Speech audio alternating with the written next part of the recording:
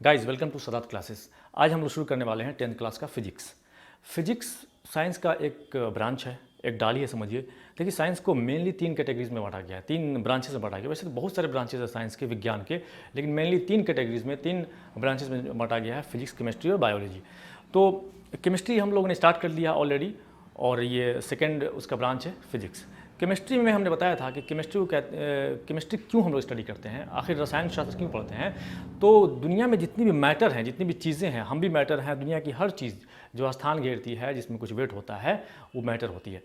तो उसका अध्ययन, मैटर का अध्ययन करना, मैटर का स्टडी करना केमिस्ट्री कहलाता है आसान लफ्ज़ों में। और आसान लफ्ज़ों में अगर कोई पूछे कि फिजिक्स क्या है, आखिर फिजिक्स कहा जाता है मैटर और एनर्जी, यानी मैटर जो पदार्थ है, जो दुनिया में चीज़ें हैं, उसको मैटर कहते हैं। और उसमें जो एनर्जी है, तो वो जो एनर्जी उसमें है, और तो मैटर और एनर्जी को एक साथ जब स्टडी किया जाता है तो कहा जाता है फिजिक्स। जैसे ब्रह्मांड में बहुत सारी चीज़ें हैं जो चल रही हैं, घूम रही हैं, फिर रही हैं, एसेंड हो रही हैं, डिसेंड हो रही हैं, ठीक है। लीनियर मोशन है और कौन कौन सा मोशन है, एंगुलर मोशन है, तो बहुत सारे मोशन है, हर चीज़ चल रहा है दुनिया में, हर चीज़ मोशन में है, ठीक है। तो उनमें एनर्जी है, जब भी कोई चीज़ मोशन में होती है तो उसमें एनर्जी होता है। तो वही मैटर और एनर्जी, उसकी शक्ति के बारे में पढ़ना है, वो कहलाता है फिजिक्स। फिजिक्स का पहला चैप्टर आपका 10th क्लास में है, वो है प्रकाश।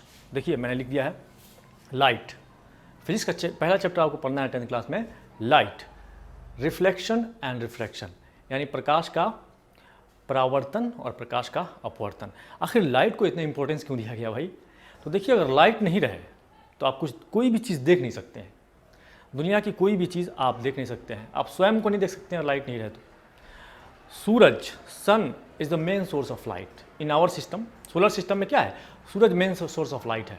अगर सूरज बुझ जाए, जलना छोड़ दे, तो हमारा पूरा सिस्टम अंधेरा हो जाएगा, ठीक है। पृथ्वी पर अंधेरा ही अंधेरा रहेगा। या पृथ्वी घूमना छोड़ दे, जो रोटेट करती है वो रोटेट करना छोड़ दे, सिर्फ जहाँ दिन है तो दिन ही है, नहीं तो रात है तो रात ही है। तो लाइट, इतना इम्पोर्टेंस है लाइट का, बहुत सारा इम्पोर्टेंस है। और लाइट के बारे में, उसके लॉज के बारे में, उसके नियमों के बारे में नहीं पढ़ेंगे तो हम बहुत सारी चीज़ को समझ नहीं सकते हैं। जैसे मृग मरीचिका कैसे बनता है, इंद्रधनुष कैसे बनता है, आसमान ब्लू क्यों दिखाई देता है, तारे क्यों टिमटिमाते हैं, ठीक है। या फिर समझिए कि अगर मेरी आंखों में कोई विकार आ जाए, मतलब कोई बीमारी आ जाए, तो उसको हम सुधार नहीं सकते हैं। बहुत सारी बीमारियों को हम चश्मा लगा के सुधारते हैं, ठीक है। तो जो ऑफ्थेल्मोलॉजिस्ट होते हैं, डॉक्टर जो चश्मा बनाते हैं, चश्मा देते हैं, या जो चश्मा बनाते हैं, तो वो उनको भी ये लॉज मालूम होते हैं फिजिक्स के, कि आखिर लाइट कैसे ट्रैवल करती है। जब तक फिजिक्स के लॉज नहीं मालूम रहेंगे, लाइट के लॉज नहीं मालूम, लॉ मतलब कानून, उसका नियम, तब तक वो सही से इलाज नहीं कर पाएंगे। या हमारे आंखों में जो विकार होता है, हम अपने लेंस के बारे में नहीं समझ पाएंगे कि आखिर ये जब लाइट इस पर पड़ती है तो ये कैसे काम करता है। इसीलिए एक इम्पॉर्टेंट सेक्शन है फिजिक्स में भी, एक इम्पॉर्टेंट सेक्शन है लाइट, ठीक है। और लाइट के बारे में आपको पढ़ना है। तो आइए हम स्टार्ट करते हैं पढ़ना प्रकाश को, लाइट, रिफ्लेक्शन एंड रिफ्रैक्शन। तो बड़े ही इंटरेस्टिंग वे में हम लोग सीखने जा रहे हैं इस टॉपिक को, लाइट को, रिफ्लेक्शन को और रिफ्रैक्शन को। तो आइए हम लोग शुरू करते हैं। सबसे पहला जो क्वेश्चन होगा वो प्रकाश, व्हाट इज़ लाइट, प्रकाश क्या है। तो देखिए इसका आंसर ये है कि प्रकाश वह कारक है, वह फैक्टर है जिसकी वजह से हम लोग किसी चीज़ को देख पाते हैं। अगर प्रकाश ही नहीं रहे तो हम लोग किसी चीज़ को नहीं देख पाएंगे। तो सबसे पहला कि प्रकाश वह कारक है जिसकी वजह से हम लोग किसी चीज़ को देख पाते हैं। अब किसी चीज़ को कैसे देखते हैं हम लोग, कैसे? तो देखिए इस बोर्ड को हम लोग देख रहे हैं, या हमारे वीडियो को आप देख रहे हैं, कैसे देख रहे हैं? जब तक लाइट इस पर नहीं पड़ती, वो लाइट टकरा के आपके रेटिना पर नहीं जाता, इस चीज़ का प्रतिबिंब नहीं बनता, इमेज नहीं बनता आपके रेटिना पर, तब तक आप इसको देखने में सक्षम नहीं होते। तो प्रोसेस क्या है? प्रोसेस यही है कि सबसे पहले लाइट टकराती है इस पर, टकराने के बाद से वो हमारे आंखों पे जाती है, मतलब ऐसे रिफ्लेक्ट होकर के हमारे आंखों पे और रेटिना पे जा करके उसका तस्वीर बनता है। उल्टा रेटिना से जो नर्व्स हैं, तो वो नर्व्स ले जाती हैं इन्फॉर्मेशन दिमाग तक, और दिमाग उसको प्रोसेस करता है और उस तस्वीर को सीधा बना के समझाता है, और मेमोरी उसको बताती है कि ये तस्वीर किस चीज़ का तस्वीर है। तो ये पूरा प्रोसेस है, कैसे तस्वीर बनती है, कैसे इमेज बनता है, कैसे प्रतिबिंब बनता है। तो ये किसकी वजह से हुआ? लाइट की वजह से। तो लाइट की वजह से ही, प्रकाश की वजह से हम किसी चीज़ को देख पाने में सक्षम होते हैं। और क्यों सक्षम होते हैं? क्योंकि लाइट उसे टकरा करके रिफ्लेक्ट होकर वापस आती है। तो ये तो जान गए कि प्रकाश के कारण हम किसी चीज़ को देख पाते हैं। अब प्रकाश के कारण हम किसी चीज़ को देख पाते हैं तो प्रकाश हमारे आंखों तक, लाइट हमारे आंखों तक कैसे पहुंचता है, या लाइट कैसे चलता कैसे है। तो लाइट एक सीधी रेखा में हमेशा चलता है। लाइट क्या इस तरह टेढ़ी मेढ़ी रेखा में नहीं चलता है, लाइट हमेशा एक सीधी रेखा में चलता है, हमेशा एक सीधी रेखा में चलता है। इसी रेखा को कहते हैं किरण। किरण, इधर एरो तो इधर चल रहा है और इधर एरो रहे तो लाइट इधर चल रहा है, इधर लाइट इधर जा रही है, ये लाइट इधर जा रही है, तो इसी को कहते हैं किरण। कोई कह रहा है किरण का परिभाषा दीजिए, किरण को इंग्लिश में कहते हैं रे।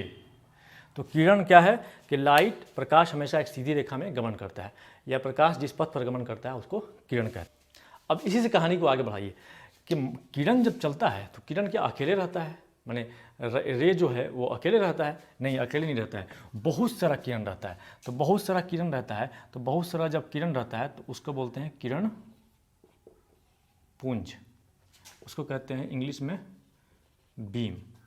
बहुत सारा किरण एक साथ चले तो क्या कहते हैं, किरण पुंज, इंग्लिश में कहते हैं उसको बीम। ठीक है, तो मान लीजिए किरण बहुत सारा ऐसे चल रहा है, ऐसे ऐसे ऐसे, ये एक साथ बहुत सारा किरण चल रहा है। तो जब एक साथ कई सारा किरण चले तो उसको कहते हैं किरण पुंज। लेकिन ज़रूरी नहीं है कि ये पैरेलल ही चले। ठीक है, जब पैरेलल चल रहा है तब उसका नाम समानांतर किरण पुंज हो गया। इसका नाम क्या हुआ? जब समानांतर चल रहा है तो समानांतर किरण पुंज, या इसको बोलेंगे पैरेलल बीम।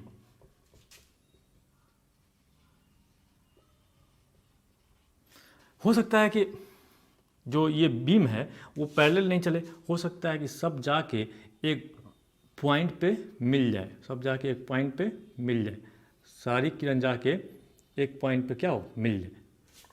तो जब ऐसा सिचुएशन आएगा कि सारी किरण जाकर के एक पॉइंट पर मिलता हो तो इसको कहते हैं अभिसारी। अभिसारी किरण पुंज, या इसको कहते हैं इंग्लिश में कन्वर्जिंग बीम या कन्वर्जिंग रेज कहेंगे। ऐसा भी सिचुएशन हो सकता है कि एक पॉइंट यहाँ पे हो और उस पॉइंट से चारों तरफ किरण निकलती हो, चारों तरफ उस पॉइंट से किरण निकल रही हो, रेज निकल रहे हैं, इमर्ज हो रहे हैं, एक पॉइंट से किरण चारों तरफ निकल रहे हो। तो ऐसे सिचुएशन को कहेंगे, ऐसे चीज़ को कहेंगे डाइवर्जिंग, ऐसे बीम को कहेंगे डाइवर्जिंग बीम। ठीक है ना, हिंदी में कहेंगे इसको अपसारी, अपसारी किरण पुंज। ठीक है, तो आपके सामने किरण पुंज, सबसे पहले प्रकाश क्या है, किरण क्या है उसके बाद, और किरण पुंज क्या है। तो किरण पुंज में ये समानांतर किरण पुंज हो गया, अभिसारी किरण पुंज हुआ, और ये अपसारी किरण पुंज का ये एग्जाम्पल्स हुआ। ठीक है, डेफिनेशन भी आप जान सकते हैं कि जो किरण पुंज समानांतर चले उसको समानांतर, जो एक ऐसा किरण पुंज जो लय के एक स्थान पर जाके जमा हो रहा हो तो उसको कहते हैं अभिसारी किरण पुंज, और जो लय की एक स्थान से निकल करके चारों तरफ फैल रहा हो उस किरण पुंज को कहेंगे अपसारी किरण पुंज। अब ठीक है, यहाँ तक कहानी समझ में आ गया। देखिए किरण पुंज तक किरण निकलती है, अब किरण कहानी जोड़ेंगे। अब किरण निकलती कहाँ से, आखिर कहाँ से ये किरणें आती हैं? तो इस आधार पर दो तरह के मैटर हैं या दो तरह की चीज़ें हैं दुनिया में। एक है प्रदीप्त, प्रदीप्त या इसको कहेंगे दीप्तमान, दीप्तमान, इंग्लिश में कहेंगे ल्यूमिनस, ल्यूमिनस ऑब्जेक्ट। और एक है अप्रदीप्त, अप्रदीप्त या नॉन ल्यूमिनस कहेंगे, नॉन ल्यूमिनस ऑब्जेक्ट। तो दुनिया में दो तरह की ऑब्जेक्ट्स हैं। ठीक है, एक प्रदीप्त एक अप्रदीप्त। कोई पूछेगा क्या है प्रदीप्त, प्रदीप्त अप्रदीप्त? तो प्रदीप्त वह है, ल्यूमिनस वह ऑब्जेक्ट है जिसका खुद का प्रकाश हो, खुद प्रकाश निकाले तो अप्रदीप्त हो गया। और नॉन ल्यूमिनस जिसका खुद का प्रकाश नहीं हो, दूसरे के प्रकाश पर निर्भर करता हो। जैसे नॉन ल्यूमिनस का एग्जाम्पल हुआ चांद, और ल्यूमिनस का एग्जाम्पल हुआ सूरज, स्टार्स। ठीक है, ये बल्ब, टॉर्च, ये खुद का प्रकाश हो वो क्या है, ल्यूमिनस। जिसका खुद का प्रकाश नहीं है वो नॉन ल्यूमिनस है। ठीक है, तो यहाँ तक कहानी समझ में आ गई। अब आगे चलते हैं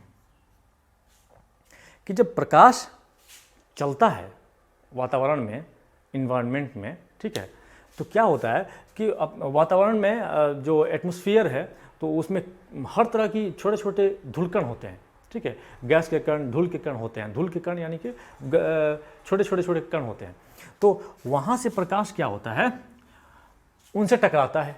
जैसे जैसे ये कोई, समझिए कि हम बड़ा बना रहे हैं दिखाने के लिए, ये कोई धूल कण है, अब प्रकाश का किरण है तो ये भी तो बहुत अदृश्य है बिल्कुल, ठीक है। ये बहुत छोटा है, बहुत ही मतलब माइन्यूट है, तो प्रकाश का किरण गया यहाँ पे, या रास्ते में इसको अवरोध मिला, रास्ते में टकराने के बाद से ये क्या हुआ, कुछ किरण इधर आ गया, कुछ किरण इधर आ गया, कुछ किरण इधर चला गया, कुछ किरण पास हो गया, ठीक है। तो इस तरह किरण के बिखर जाने का जो घटना है टकराकर धूल कणों से वातावरण में, एटमॉस्फेयर में, उस घटना को कहते हैं प्रकीर्णन। प्रकीर्णन, प्रकीर्णन, और उसको इंग्लिश में कहते हैं स्कैटरिंग। स्कैटरिंग, ठीक है। यहाँ तक बात समझ में आ गई। अब आगे चलिए, देखिए प्रकाश की किरण टकराती है, दुनिया में जितनी भी चीज़ें हैं उनसे जाकर प्रकाश की किरण टकराती है, ठीक है। तो इस आधार पर बहुत सारी प्रकाश की किरणें हैं जो टकरा करके, जैसे इस बोर्ड से प्रकाश की किरण टकराई और वापस चली गई, ठीक है, या पानी से प्रकाश की किरण टकराई और उसमें घुस गई, ठीक है, आर पार हो गई, ठीक है। बहुत सारी चीज़ है जिससे प्रकाश की किरण टकराती है लेकिन फुल्ली नहीं आर पार होती है, बिल्कुल कुछ टकरा के वापस आती है, कुछ आर पार हो जाती है। तो इस आधार पर दुनिया में जितने मैटर हैं उसको 3 कैटेगरी में बांटा गया है। कौन कौन से कैटेगरी देख लीजिए। एक है पारदर्शी, ठीक है, एक है पारभासी, ठीक है, और एक है अपारदर्शी या अपारभासी। कहिएगा सर इंग्लिश में बताइए। तो देखिए इसको कहते हैं ट्रांसपेरेंट। वाटर क्या है, ट्रांसपेरेंट है। पारभासी, ठीक है, इसको कहते हैं, इसको तो कहते हैं अपारदर्शी को कहते हैं ओपक, OPAQUE, अपारदर्शी। इसको कहते हैं सॉरी ट्रांसलूसेंट, ट्रांसलूसेंट, ठीक है। तो ट्रांसपेरेंट, ट्रांसलूसेंट और ओपक, ठीक है। तो दुनिया में 3 तरह के मैटर पदार्थ पाए जाते हैं।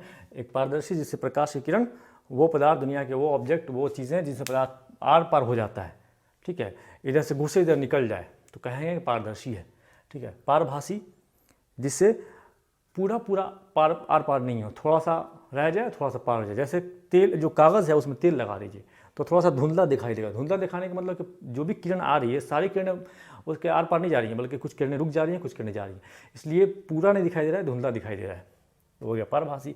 और पारदर्शी मतलब किरण को जाने ही नहीं दे, जैसे बोर्ड के उस पार क्या है, ठीक है, अभी हमको दिखाई नहीं दे रहा है, पहले से देखे में तो याद है कि उस पार दीवार है, लेकिन अगर नहीं देखे में तो कुछ और भी चीज़ है बोर्ड के इस पार, वो हमको दिखाई नहीं देगा। इसलिए क्या, किरण की जो किरण आ रही है वो टकरा कर सीधे हमारी आंखों पे आ रही है, इसको आर पार नहीं कर पा रही है, इसलिए कहेंगे अपारदर्शी। तो अब यहाँ तक हम लोग पढ़ रहे थे बेसिक, जो लाइट का था वो बेसिक पढ़ रहे थे।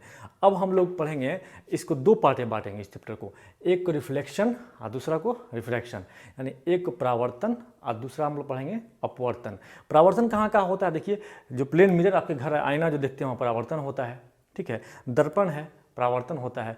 अपवर्तन कहाँ होता है, तो लेंस में जो चश्मा लगाते हैं, ठीक है, वहाँ पे अपवर्तन होता है। तो पहले परावर्तन पढ़ेंगे, दर्पण सूत्र पढ़ेंगे, दर्पण का नियम पढ़ेंगे, मिरर पढ़ेंगे, परावर्तन का नियम पढ़ेंगे, ठीक है, उसके बाद तब लेंस में घुसेंगे।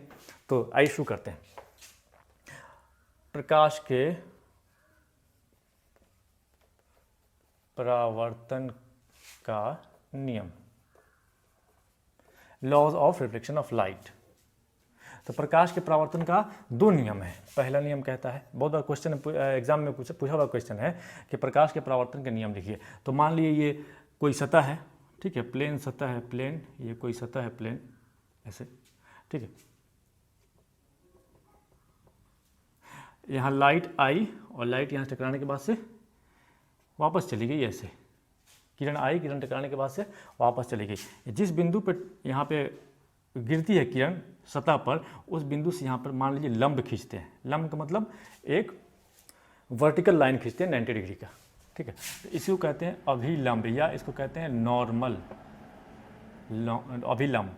इमेजिनरी लाइन है, समझिए, इसको कहते हैं इमेजिनरी लाइन इसलिए है कि इस पूरे चीज़ को, पूरे जो एंगल बनता है उसको 2 पार्ट में बांटते हैं।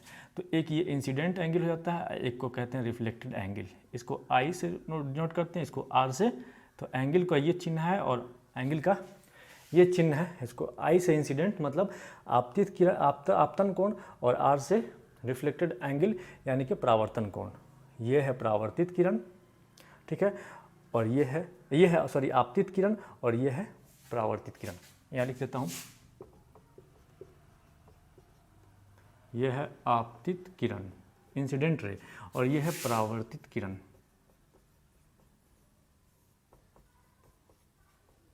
Reflected ray. फिर से समझिए, कोई सतह है, उस पर मान लीजिए एक किरण आपतित होती है, तो जो किरण आकर गिरेगी उस सतह पर, टकराएगी उस सतह से, उसको कहेंगे आपतित किरण, और सतह से टकराने के बाद से जो किरण निकल के जाएगी उसको कहेंगे परावर्तित किरण, ठीक है।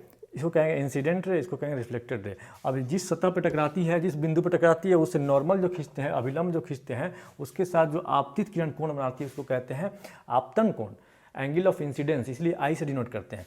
और जो अभिलंब जिस परावर्तित किरण से जो कोण बनाता है उसको कहते हैं एंगल ऑफ रिफ्लेक्शन, या उसको आर से डिनोट करते हैं, या इसको कहते हैं परावर्तन कोण। तो पहला ही नियम कहता है कि आपतन कोण माने एंगल आई बराबर एंगल आर, कोण आई बराबर कोण आर, यानी आपतन कोण परावर्तन कोण के क्या होता है, बराबर होता है। दूसरा नियम कहता है कि आपतित किरण परावर्तित किरण तथा अभिलंब, यानी आपतित किरण, परावर्तित किरण और अभिलंब तीनों एक ही तल में होते हैं, एक ही तल में होते हैं। कहने का मतलब क्या हुआ कि ये एक ही तल है ना, मतलब ये बोर्ड का समझिए एक ही प्लेन है, तो ये आपतित किरण भी, यहाँ जो किरण परावर्तित हो रही है और इस पर जो लंब खींच रहे हैं, तो ये तीनों एक ही बोर्ड पर तो है भैया, एक ही तल में है, वही कहते हैं एक ही प्लेन में है या एक ही तल में है। तो ये हुआ प्रकाश के परावर्तन का नियम। अब देखिए हम लोग परावर्तन तक पहुंच चुके, ठीक है। तो फिर कहानी जोड़िए, जब तक परावर्तन नहीं हुआ किसी चीज़ से तब तक वो किरण हमारी आँख तक पहुँचेगी नहीं, और तब तक इस चीज़ का प्रतिबिंब, उस चीज़ का इमेज हमारे आँख पे बनेगा नहीं। तो इसलिए प्रतिबिंब के लिए ज़रूरी है कि किरणें परावर्तित हों, एक दूसरे से टकराएं, परावर्तित होने के बाद से एक दूसरे से टकराएं, तभी जा कर के प्रतिबिंब का निर्माण होता है, तो ठीक है। तो हमारा जो प्रतिबिंब है, हम जो अपना प्रतिबिंब देखते हैं, तो वो दो तरह का मिरर होता है, दर्पण होता है, जिसमें हम प्रतिबिंब देखते हैं। तो दर्पण यहाँ पर पढ़ेंगे, दर्पण इसको कहते हैं मिरर, ठीक है। मिरर दो तरह का होता है, एक होता है समतल दर्पण, ठीक है, इसको कहते हैं प्लेन मिरर। समतल दर्पण को क्या कहते हैं, प्लेन मिरर। प्लेन मिरर का एग्जांपल देखिए, ये हुआ आपका प्लेन मिरर, यहाँ बनाते हैं, ये हुआ प्लेन मिरर। एक सतह जो पिछला सतह है उसका रजतित होता है, पेंटेड होता है, कोट किया होता है। क्यों? इसलिए कि किरण टकरा करके इसके अंदर ना जाए, बल्कि टकरा करके वापस जाए, ठीक है। तो मान लीजिए कि ये किरण आई यहाँ से, ठीक है, ये ऑब्जेक्ट है, मान लीजिए ये ऑब्जेक्ट है। चलिए फिर से ड्रॉ कर देते हैं इसको। ये मान लीजिए कि ऑब्जेक्ट है कोई, माने कोई आदमी खड़ा है या कोई सामान है। यहाँ से किरण ऐसे आई, इस पर टकराई, टकराने के बाद से जिस एंगल से आएगी उसी एंगल से वापस चली जाएगी। ये जिस एंगल से टकराएगी वैसे एंगल से वापस चली जाएगी, रिफ्लेक्ट हो जाएगी। मान लीजिए एक किरण इस वस्तु से इस पर ऐसे टकराती है और एक किरण ऐसे ही टकराती है, ऐसे ही आती है, इस वस्तु से सीधा इस पर आती है। तो जब सीधा आएगी तो सीधे वापस चली जाएगी ना, जब सीधा आएगी तो सीधे वापस चली जाएगी ये किरण। एक किरण आई, इधर से टकराई, ऐसे गई, एक किरण यहाँ से सीधे आती है और सीधे आकर के वापस चली जाती है। तो अब जब किरण टकरा ही नहीं रही है, ये किरण इधर जा रही है, ये किरण इधर जा रही है, ठीक है। जब किरण आपस में टकरा नहीं रही तो प्रतिबिंब का निर्माण कैसे होगा भाई? नहीं होगा निर्माण। देखिए कैसे होगा, ये किरण इधर से निकल रही है, यहाँ से जा रही है, तो ऐसा प्रतीत होगा कि ये किरण इधर से आई है, लगेगा, ऐसा आभास होगा, ठीक है, इमेजिन होगा, मतलब आभास होगा कि ये किरण इधर से जा रही है। और ये किरण यहाँ से जा रही है टकरा के, तो ऐसा आभास होगा कि ये किरण इधर से जा रही है, ये किरण इधर से होकर के जा रही है वापस टकराने के बाद से। तो जब दो किरण यहाँ पे टकराएगी तो यहीं प्रतिबिंब का निर्माण हो जाएगा, प्रतिबिंब बन जाएगा, यहीं पे क्या हो जाएगा, यहीं प्रतिबिंब बन जाएगा। तो अब देखिए किरण, एक किरण ऐसे टकराई वापस चली गई, एक किरण ऐसे टकराई ऐसे वापस चली गई, यहाँ प्रतिबिंब का निर्माण हुआ। तो अब देखिए दर्पण के आगे हो रहा है प्रतिबिंब का निर्माण यानी इमेज का निर्माण, या दर्पण के पीछे हो रहा है। तो आप कहेंगे भैया दर्पण के पीछे हो रहा है। तो अब जब भी हम प्लेन मिरर में अपना चेहरा देखते हैं तो लगता है कि मिरर के अंदर कोई है, ठीक है ना, हम ही हैं यानी मिरर के अंदर है। तो इसलिए क्यों ऐसा दिखाई देता है, इसलिए कि प्रतिबिंब क्या दर्पण के पीछे बनता है।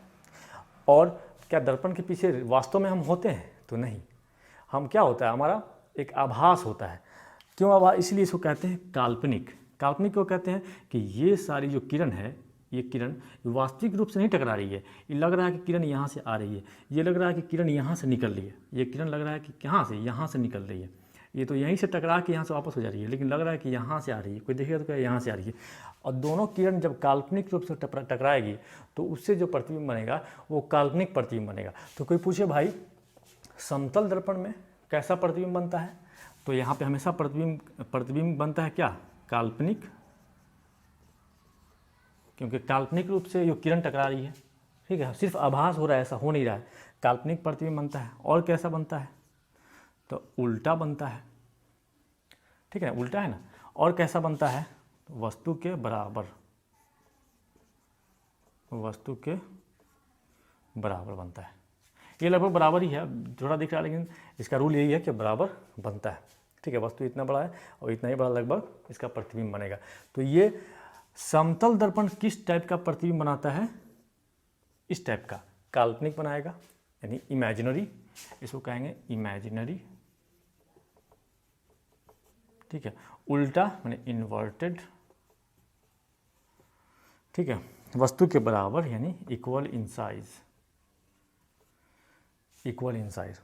तो ये गुण है प्रतिबिंब का समतल दर्पण में, और समतल दर्पण में ऐसे प्रतिबिंब बनता है। दूसरा टाइप का जो दर्पण है उसको कहते हैं गोलीय दर्पण, या इंग्लिश में कहते हैं उसको स्फेरिकल मिरर, स्फेरिकल मिरर। अब ये गोलीय दर्पण कैसा होता है भाई, देखिए एक कांच का गोला ले लीजिए, कांच का गोला ले लिए, ठीक है, समझिए गोल है बिल्कुल, और अंदर खाली है, खाली है। अब इसको बीच से काट दीजिए, बीच से काट दीजिए, यहाँ से आधा आधा काट दीजिए, ठीक है। तो जो भी गोला बनाते हैं उसका एक केंद्र होता है कि नहीं, सेंटर होता है, ठीक है। तो चलिए एक पार्ट ये ले लिए और एक पार्ट ले लीजिए यहाँ पे। तो मान लीजिए इसी गोला का जो काट दिए हैं वो एक पार्ट ऐसे है, ये ले लिए, और एक पार्ट ऐसे ले लिए, सॉरी थोड़ा सा, और इसको हम लोग ऐसे बनाते हैं, एक पार्ट यहाँ पे ले लिए, ठीक है, और एक पार्ट यहाँ पे ले लिए।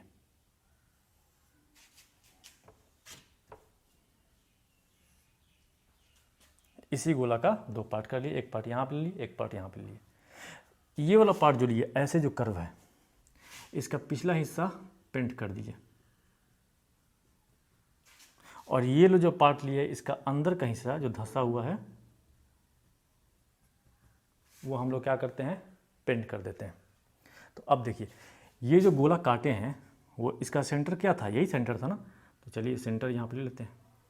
ये जो गोला काटे हैं, ये जो गोला लिए हैं, इसका सेंटर कौन था, मैंने इसका सेंटर इसके दाएं साइड में था। तो चलिए दाएं साइड में ये सेंटर ले लेते हैं। यहाँ तक बात समझ में आ गई। अब देखिए ये जो परावर्तक गोला है, कांच का गोला हम पहले बोल चुके हैं कि कांच का गोला लेते हैं, परावर्तक सतह होना चाहिए, यानी कि इस सतह से परावर्तन हो, ये हम पेंट कर दिए, ठीक है। तो अब ये जो दर्पण है, ये जो दर्पण बन गया हमारा एक, और ये जो दर्पण बन गया ये प्लेन नहीं है, ये क्या है, थोड़ा सा घुमा हुआ है, इसलिए कहते हैं इसको गोलीय दर्पण। इसलिए क्या कहते हैं इसको, स्फेरिकल मिरर। ये कर्व सरफेस है, कर्व है, घुमा हुआ, इसलिए कहते हैं इसको। क्योंकि ये गोले का भाग है, कोई पूछे गोलीय दर्पण क्या होता है, तो गोलीय दर्पण एक गोले का भाग होता है, वो कर्व्ड होता है, सीधा नहीं होता है, ठीक है। तो चलिए इस दर्पण का जो सेंटर है, तो मान लीजिए सेंटर यहाँ पे है, इस दर्पण का सेंटर यहाँ पे, सेंटर को मान लीजिए हम P मान लेते हैं। P से होता है पोल, पोल माने ध्रुव, सेंटर, ठीक है। इस दर्पण का सेंटर P ये हो गया, पोल ये हो गया, ठीक है। अब ये जो सेंटर था ये पूरे गोला का, उससे एक लाइन खींचते हैं और पोल को मिलाते हुए हम लोग क्या करते हैं, आगे बढ़ जाते हैं। इस दर्पण का जो सेंटर था वही सेंटर, सेम सेंटर, यहाँ से पोल को मिलाते हैं और आगे ऐसे बढ़ा देते हैं।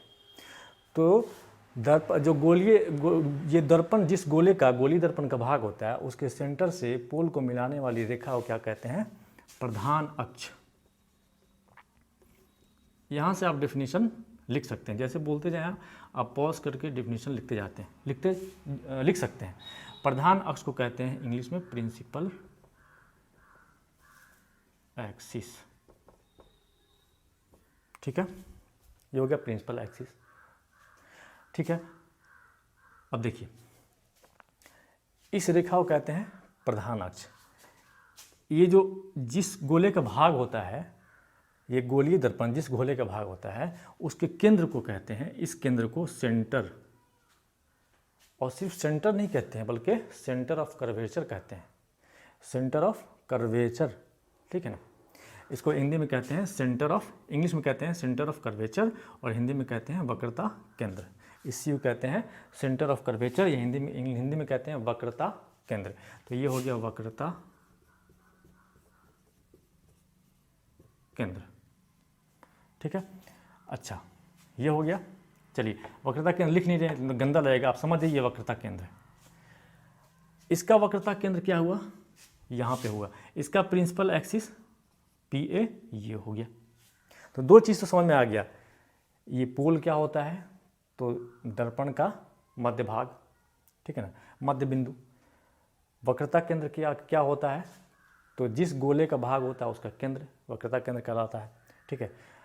प्रिंसिपल एक्सिस क्या होता है, तो सेंटर ऑफ कर्वेचर और P को मिलाने वाली जो रेखा है, पोल को मिलाने वाली रेखा, उसको कहते हैं प्रधान अक्ष, प्रिंसिपल एक्सिस, ठीक है। अब देखिए जो भी किरण आएगी यहाँ पे, जो भी किरण, और एक और चीज़ देख लीजिए, सेंटर ऑफ कर्वेचर से P की दूरी को क्या कहते हैं, रेडियस ऑफ कर्वेचर। अब देखिए यहाँ से इसकी दूरी, ये रेडियस है कि नहीं, ये मान लीजिए सर्कल है, तो ये रेडियस हो जाएगा R, ठीक है, ये रेडियस हो जाएगा। तो सेंटर ऑफ कर्वेचर से पोल के बीच की दूरी या दर्पण के मध्य भाग के बीच की दूरी को क्या कहते हैं, रेडियस ऑफ कर्वेचर। और उसको डिनोट करते हैं, यहाँ से जो यहाँ तक दूरी है, यहाँ से यहाँ तक की दूरी है, उसको डिनोट करते हैं R से, ऐसे कहते हैं रेडियस ऑफ कर्वेचर। मतलब यहाँ से यहाँ तक की जो दूरी है, इसको डिनोट करते हैं R से, इसमें भी ये है रेडियस ऑफ कर्वेचर। अच्छा ठीक है, जो भी किरण आएगी इस दर्पण के समानांतर, इस प्रधान अक्ष के समानांतर, मान लीजिए किरण आ रही है, ये किरण ऐसे आ रही है इस प्रधान अक्ष के समानांतर और टकराती है इससे, जो टकराने के बाद जो भी किरण प्रधान अक्ष के समानांतर आती है और टकराने के बाद प्रधान अक्ष के जिस बिंदु से होकर के गुजरती है, उस बिंदु को कहते हैं फोकस। ये बिंदु हो गया आपका फोकस। टकराने के बाद से प्रधान अक्ष के जिस बिंदु से वो गुजरती है उसके फोकस। यहाँ फोकस कहाँ पे होगा, देखिए मान लीजिए कि ये प्रधान अक्ष पे आई है, तो टकराने के बाद से तो इधर ही जाएगी ना, इधर इधर, ये तो अंदर नहीं घुसेगी, इधर पेंट किया हुआ है, ये किरण आई टकराने के बाद से वापस हो गई, तो इसको ये जो वापस हुई है ये लगे कि इधर से कहीं से आई है, इधर से कहीं से आई है, ठीक है ना, लगेगा, ऐसा होगा नहीं, इमेजिनरी लगेगा इधर से कहीं से आ रही है। तो यहाँ पे इसका फोकस कहाँ हो जाएगा, यहाँ पे होगा, ठीक है। प्रधान अक्ष के जिस बिंदु से होकर गुजरे उसको कहते हैं क्या, फोकस। अच्छा ठीक है, फोकस हो गया। फोकस से पोल के बीच के, यानी कि फोकस से दर्पण के मध्य बिंदु के बीच की दूरी को कहते हैं फोकस दूरी। इस दूरी को क्या कहते हैं, इस दूरी को फोकस दूरी, स्मॉल f से डिनोट करते हैं। इस दूरी को कहते हैं फोकस दूरी, यहाँ से लेकर के यहाँ तक की दूरी को फोकस दूरी और स्मॉल f से डिनोट करते हैं। कितने की चीज़ें हो गई, centre of curvature, radius of curvature, focus, focus दूरी, प्रिंसिपल एक्सिस और पोल, ये दोनों तरह के दर्पण में। लेकिन अभी तक बताया नहीं कि भाई ये दो तरह के दर्पण क्यों ले लिया आप। तो देखिए, जिस दर्पण का अंदर वाला भाग धंसा हुआ हो और उभरा वाला भाग पेंट किया हो, उस दर्पण को कहते हैं अवतल दर्पण। अवतल दर्पण इंग्लिश में कहते हैं कॉनकेव मिरर, कॉनकेव मिरर। जिस दर्पण का धंसा हुआ भाग पेंट किया हो, उभरा हुआ भाग पेंट नहीं किया हो, उभरा हुआ भाग से रिफ्लेक्शन का घटना घटता हो, उभरा वाला भाग से परावर्तन का काम लिया जाता हो, परावर्तक का काम लिया जाता हो, उस दर्पण को कहते हैं कॉन्वेक्स मिरर या उत्तल दर्पण। समझ में आ गया? तो गोलीय दर्पण के कितने प्रकार? 2 प्रकार, एक अवतल दर्पण, एक उत्तल दर्पण। अब आप दर्पण का पूरा पिक्चर आपको समझ में आ गया होगा और कौन चीज़ कहाँ पे होता है पूरा समझ में आ गया होगा।